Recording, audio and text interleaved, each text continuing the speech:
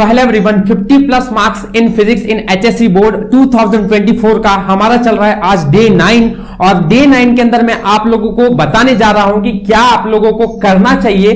अब अगले 8 दिन तो मैंने बताए हैं, उस 8 दिन के अंदर आपकी प्रिपरेशन जितने भी टॉपिक्स दिए गए हैं, ऑलमोस्ट 12 टॉपिक्स की बात की है, और ये 11 टॉपिक्स आप लोगों को आराम से 50 प्लस दे सकते हैं।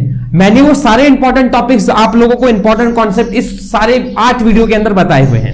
तो आप लोगों को प्लीज ये काम करो कि आप सारे वीडियोस को देखो एक एक करके, अगर आपने नहीं देखा है तो। बाकी डेली स्टूडेंट्स, अब आपका स्टेज ये है कि आप अब रिवीजन करो। रिवीजन का मतलब क्या, मैंने कल ही एक वीडियो अपलोड किया था कि 10 डेज के अंदर आपके फिजिक्स की स्ट्रेटेजी क्या होनी चाहिए। आपका रिवीजन होना चाहिए स्टार्ट अभी से। आपने जो भी चीजें अब तक 10 डेज 8 दिन के अंदर मैंने आपके लिए बात किया है, वो सबके सब आप लोगों को हर एक पेज पे लिखकर उनके रिवीजन करना स्टार्ट करना है, राइट। और मैं जिनको इससे भी अच्छा स्कोर करना है उनके लिए आज डे 9 का स्टार्ट हो रहा है। डे 9 के अंदर आप लोगों का नया चैप्टर मैं लेके आ रहा हूं, which is AC circuit. AC circuit ये चैप्टर एचएससी बोर्ड के लिए डिफिकल्ट माना जाता है, पर एक्चुअली मैं आप लोगों को बोलूं कि इसके अंदर कुछ इंपॉर्टेंट कॉन्सेप्ट है, इनको आपको तैयार ज्यादा स्ट्रेट करना है। क्या इंपॉर्टेंट है, पहले 2-3 क्वेश्चन जो यहां पे आपको दिख रहे हैं वो बहुत इंपॉर्टेंट है। प्लीज वीडियो को ध्यान से देखते रहो। आओ समझते हैं। देखो डिफाइन, अगर आपका पहला इंपॉर्टेंट क्वेश्चन एसी सर्किट के अंदर जो है, देखो ये चैप्टर एक्चुअली 6 मार्क्स का, इसलिए इस टॉपिक के बारे में इग्नोर करके नहीं चलता है। Define impedance, capacitive reactance, inductive reactance, इन सब की डेफिनेशन आपके लिए इंपॉर्टेंट है। ये बोर्ड्स में आपको पिछले साल पूछा जा चुका है, लेकिन हाँ इंपॉर्टेंट हो सकता है क्योंकि ये कैपेसिटिव, इंपीडेंस, इंडक्टिव, ये सारे डेफिनेशन इस चैप्टर में थोड़े बहुत हैं जो आ सकते हैं। कर लो। कैपेसिटिव रिएक्टेंस का फॉर्मूला IC = 1/ωc होता है, और इंडक्टिव रिएक्टेंस का फॉर्मूला XL = ω/L रहता है। ओमेगा आप लोग को पता होना चाहिए 2πf होता है। और आपको कैलकुलेट करने के लिए सिंपल सा सवाल आपको एग्जाम में रहता है कि कैलकुलेट इंडक्टिव रिएक्टेंस, तो आपको LC = 2πf × L लिखना है, और कैपेसिटिव रिएक्टेंस तो 1/ωc।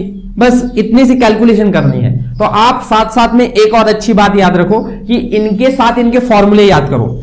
हो सकता है सिंपल सा आपको एक कोई कैलकुलेशन पूछ ले बच्चों, 2 मार्क्स के लिए, 3 मार्क्स के लिए, और ये चैप्टर से आपको कैलकुलेशंस आने के लिए इतना डिफिकल्ट काम नहीं है, सिर्फ छोटे छोटे फॉर्मूले हैं, याद कर लो। एक्सप्लेन एसी सर्किट, आपको क्या करना है, एसी सर्किट। अब देखो एक्सप्लेन एसी सर्किट का मतलब, इसके अंदर आप लोगों को रेसिस्टर, 3 तरह के सवाल रहते हैं। अब ये आएगा एग्जाम में, ये खूब इंपॉर्टेंट क्वेश्चन है, खूब इंपॉर्टेंट। इस चैप्टर में कुछ इंपॉर्टेंट है तो यही एक क्वेश्चन है जो हो सकता है आपके एग्जाम में आए। तो explain resistor AC circuit, also draw it's phasor diagram and graph. इसका मैं फेजर डायग्राम और ग्राफ आपको बता देता हूं। देखो फेजर डायग्राम आप लोगों को, ये एसी सर्किट का फेजर डायग्राम रेसिस्टर के लिए सिर्फ बता रहा हूं। हाँ, ये आपका रहता है करंट, वोल्टेज का फॉर्मूला ये होता है E0 और ये होता है आपका I0। ठीक है, अभी आप प्रैक्टिस कर लो, आप लोगों को ये आपको एक्चुअली सब आइडिया भी मिल जाएगा कि क्या करंट है, क्या E है। ये आपका फेजर डायग्राम का हो जाता है। ये होता है 0, ये होता है पाई, ये होता है 2π। ठीक है, आपको ध्यान में रहे ये सब चीजें, पाई 2π, ऐसे आप लोगों को ये फेजर डायग्राम। इसका ग्राफ भी बनाने को बोला जाता है। अब सॉरी, ये ग्राफ है आपका। फेजर डायग्राम कैसा बनता है, फेजर डायग्राम कुछ इस तरह से रहेगा। ठीक है, कुछ इस तरह से रहेगा। ये आपका E0 रहता है, ये आपका I0 रहता है। बस छोटा सा फेजर डायग्राम, छोटा सा ग्राफ। आप लोगों को ये क्वेश्चन 3 मार्क्स के लिए आता है, एक्सप्लेन करो रेसिस्टर को। अब वो कैसे एक्सप्लेन करते हैं, किस तरह से करते हैं, अगर आपको इसके सारे नोट्स चाहिए तो आप इन सब के लिए मेरे टेलीग्राम ग्रुप को ज्वाइन कर लो। ग्रुप का लिंक डिस्क्रिप्शन बॉक्स में दिया हुआ है। ठीक है, चलो इन सब के नोट्स आपको वहां पे मिल जाएंगे।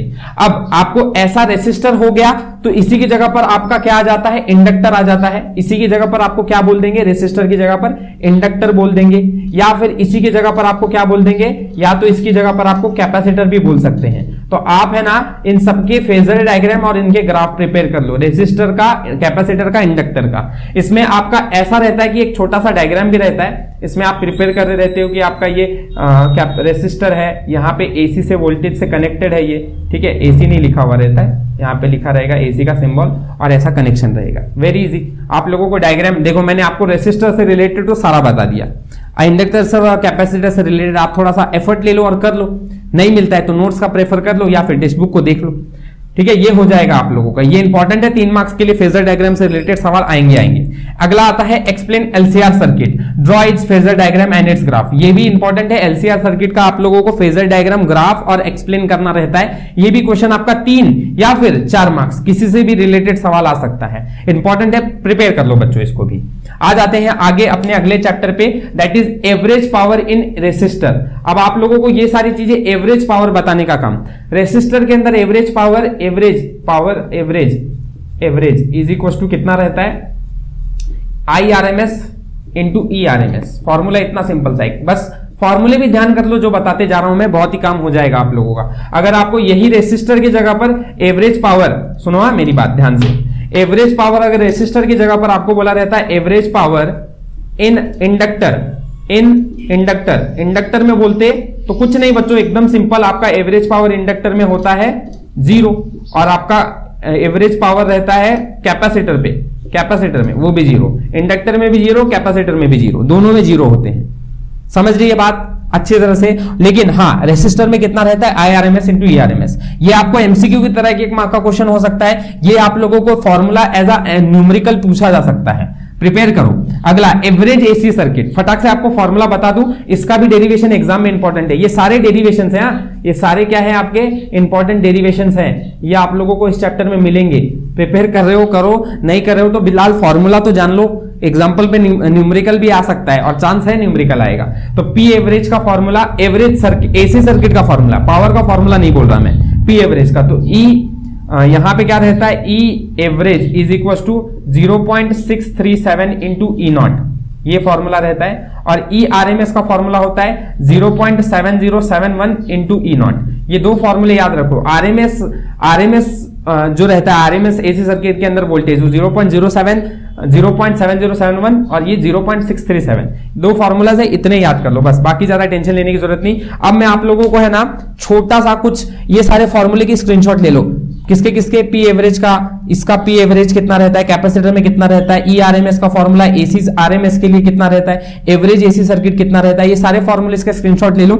ये इंपॉर्टेंट क्वेश्चन के स्क्रीनशॉट ले लो। कुछ इंपॉर्टेंट फॉर्मूले और भी बता दो जिसपे आपके न्यूमेरिकल्स आते हैं इस चैप्टर के, फटाफट देखो। इस चैप्टर के न्यूमेरिकल डिफिकल्ट नहीं है, कैलकुलेशन में प्रॉब्लम आएगा, लेकिन अगर आपको वो नहीं आता है ना तो आप लोग क्या करो, सिर्फ इतना तो याद कर लो कि यहाँ पे आप लोगों को वैल्यूज को पुटअप करना आ जाए। ठीक है, अब series resonant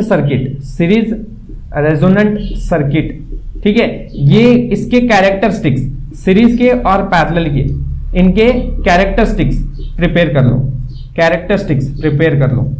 right, characteristics prepare करना है।